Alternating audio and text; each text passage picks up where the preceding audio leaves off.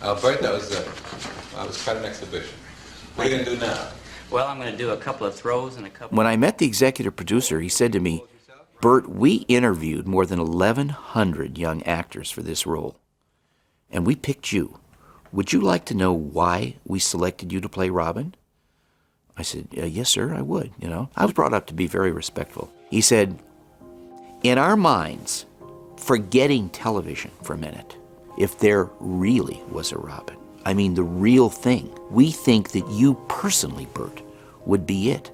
So we don't want you to, quote, act. We want you to be yourself and be enthusiastic. And that's the only two things we want you to do. And that's what I did.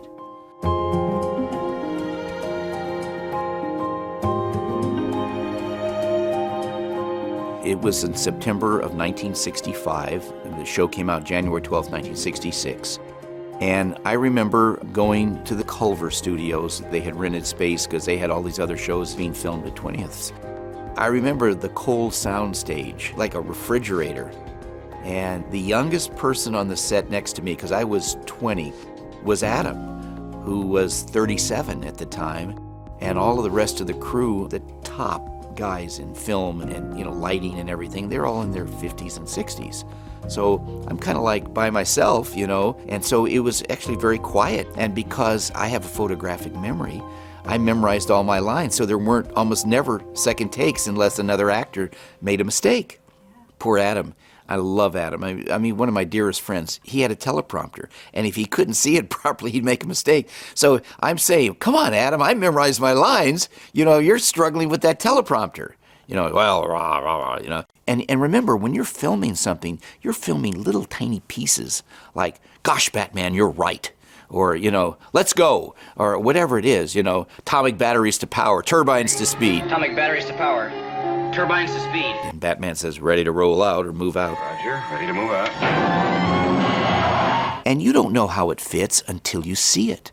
And when I saw it on opening night, January 12th, 1966, it came on at 7 o'clock at night on ABC. I mean, wow, the music, the color, the sound effects, the pows, the zaps, which you don't see when you're filming it. That's all added later. I mean, all of a sudden, it's like, I watch, I said, this is really good. This is really good. Batman was such a huge success. Unless you were there, you almost couldn't appreciate it. It was on everybody's mind. I mean, women were having their hairstyles done with this kind of a bat style. There were kids in London that were jumping off their couches and getting hurt. This was worldwide. I salute the boys and girls who are buying United States savings stamps and bonds to the cause of freedom and the men who fight for us in Vietnam. We recorded stuff American radio played into the North Vietnamese. It was very far-reaching. Please, it's Batman! I really got an idea of what it was like on my first appearance. A shopping mall in Tacoma, Washington, called the B&I Circus Mall. The people at the mall had made arrangements for the University of Washington football team, the first 11 guys, offense and defense, to be like, you know, just to keep everything good, so to speak. And I remember when I landed there, we had a hard time getting within 3 or 4 blocks of the mall. People were sleeping on the streets and had been camping out on Wednesday before my Saturday appearance. Now, Batman had only been out for 3 or 4 months. Not everybody had seen it, right? I'm walking with all these football players, and these 2 elderly ladies are coming in the opposite direction. And I could just tell by the way they looked at me, they had never seen, you know, Batman or Robin. And as they passed, one lady turned to the other and said, damn hippie. For me, making appearances where I got to really see people, having made more than 7,000 personal appearances, signing more than 8.5 million autographs. And often people say to me, how can you handle it? Aren't you asked the same questions over and over? And meeting so many people, don't you get tired of it? When people come up and they actually meet you, when they're right there, all of a sudden something happens. And what it is, that serious adult that's dealing with all the problems in life suddenly becomes childlike. They remember growing up what it was like on Batman. You know, and I enjoyed talking to people. You know, a lot of actors won't do that. Oh, hi, yeah, you know, okay, yeah, nice to meet you kind of thing. But I would get involved with people and talk with them. Now, sometimes people in the back didn't like that because it kept the line waiting. Adam would then get on the microphone and he says, ladies and gentlemen, please calm down. The line is now moving up to an inch an hour. An inch an hour, oh my God. But so many things that we did, we just had a great time. He could look at me and I could look at him and the two of us start laughing because we also had some very wild times together when we weren't married.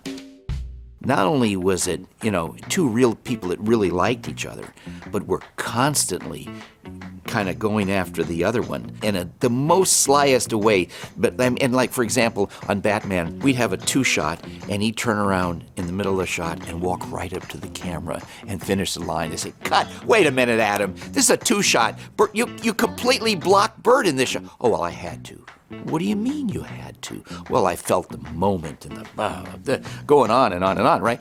So then what I would do is he'd start to walk for the camera and I'd slip underneath his cape and come up in front of him and block him. You can't do that, Burt. Stop. I had to do it. It was competitive and yet in a very loving way. And then when we did these appearances together at these big Comic Cons and stuff like that, you know, where you come out and they ask you questions and this and that, and what would happen is he would bring up horribly embarrassing things. I would come out first and I'd say, you know, hi everybody, and they're clapping, and then they'd introduce Adam, come out, and he'd stand there and he says, ladies and gentlemen, I'm just going to stand here for a few moments and allow you to admire my incredible physical development. People are sobbing, they're laughing so hard, right? And then he'd say, would you like to know my secret to success? Why at 88 years old I'm in such incredible shape? People say, oh yeah. Every morning I have a bowl of Burt's Gentle Giant's dog food. And that inspires me and keeps my nutrition level up to fight heinous villains. Oh my God. People are sobbing, they're crying on the seats. You can't give him a microphone. Actually, he was described by a studio head as the only actor he had ever met in his life, the studio head referring to Adam, that everything he said had a sexual connotation.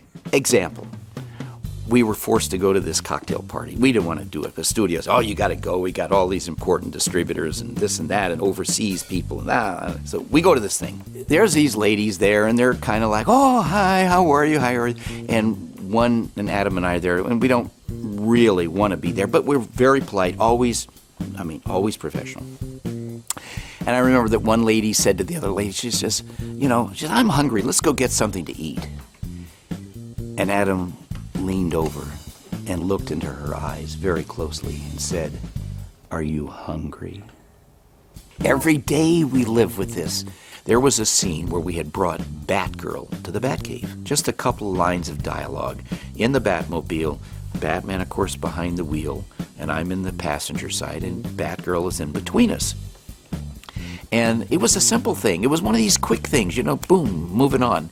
And the dialogue was on action. Gosh, Batman, Batgirl is really very pretty. She looks very pretty when she's asleep. And Batman, in a very stoic, deep voice, says, well, I'm glad you noticed, Robin. You're growing up, or something like that. Very mundane. Well, Adam, who rarely made mistakes, all of a sudden is take after take. Oh, gee, sorry, this and that. And now we get to 11th and 12th take, and the director's feeling the pressure, and even I'm saying, I don't understand it. That's not Adam. What's going on? He knew what was going on. What he was doing, he was prepping the situation so that when there was no more takes to be done, and they had to use it, he was going to come out with a little zinger. So here we are now in I think it was the 13th or 14th take. Everybody, that's it. We're going to use this. Even if we cut her out, we're going to use it. We have to use this. So, action. Gosh, Batman, Batgirl is really pretty. I'm glad you noticed, Robin. It shows the oncoming thrust of manhood. I thought you might eventually notice that. That single statement indicates to me the first oncoming thrust of manhood, old chum. Oh, my gosh. And my eyes started to tear up. Nobody behind the camera noticed it. They were in such a panic. Nobody noticed it. Okay, great, we got it. Let's move on. Week later. Ooh, gosh, you can't say that. And it was that stuff that we did every week. We found ways to get into things that were so forbidden at the time. And we were just playing with the audience because Batman was bigger than life. There was such a demand. I mean, Frank Sinatra wanted to play the Joker, but Cesar Romero had already been cast. And so what they did, because there weren't enough villain roles, I mean, one a week, they created these scenes of coming up the side of the building where the window would open and Sammy Davis Jr. would come out, or Dick Clark, or Lurch, all these people that are on television or noteworthy at the time. And it was a great way to bring more people onto the set. I think you two belong in my column. I'll slip you in somewhere between Acapulco and Princess Grace. Holy jet set! People wonder, well, why? Why would your show be such a hit, like #1 in the world? When there was a number of reasons for that. One, we appeal to a very broad audience, okay? For kids, hero worship. Batman and Robin, I mean, they're serious. They're fighting heinous villains, right? For the adults, it was the nostalgia of the comic book. They grew up reading comic books, and here their favorite comic book has now come to life. And then there was that segment back in the 60s that was almost impossible to get to watch television. But because we played our characters and our scripts were written in a double meaning way, and we accentuated the double meaning and the insinuations of stuff that was a little deeper than you might think. Oh, the college kids and the high school kids, they went crazy for it. It was like, camp to them. This is sure some fun, Bruce. Astronomy's more than mere fun, Dick. It is? Yes, it helps give us a sense of proportion. Reminds us how little we are, really. People tend to forget that sometimes. People say, well, how can you be an actor and then turn around and be a dog rescuer? And I say, well, I like to say that I was the Caped Crusader, and now I'm the Canine Crusader. And it really isn't all that far away. If you think about it, what were Batman and Robin doing? Saving lives, the citizens of Gotham City. So I'm saving lives. It just have to be canine lives. And it's a charity, my wife and I. 25 years, 15,500 dogs rescued. We don't take any money from this. This is pure charity. And in the course of saving these lives, we discovered a way to help dogs live longer. We have actually come out with a dog food. It's called Gentle Giants. It's our charity. We don't take any salary from this. But we now have dogs that normally only live 8 to 10 years, now living up to 27 years, healthy and active, running around like puppies. And people say to me, well, you do so much for dogs. Why don't you do something for people?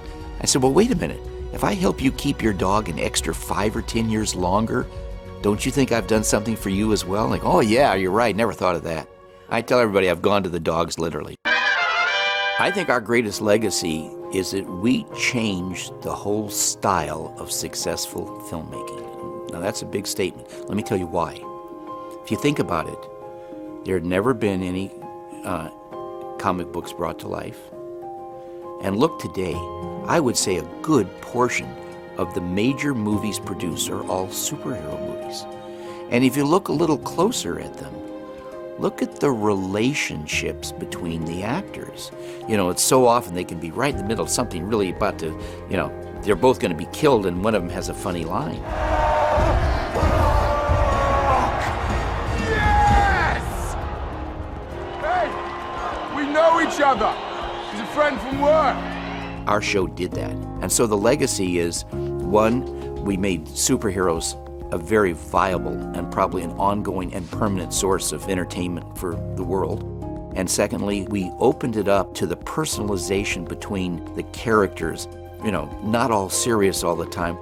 And now it's permeated the industry.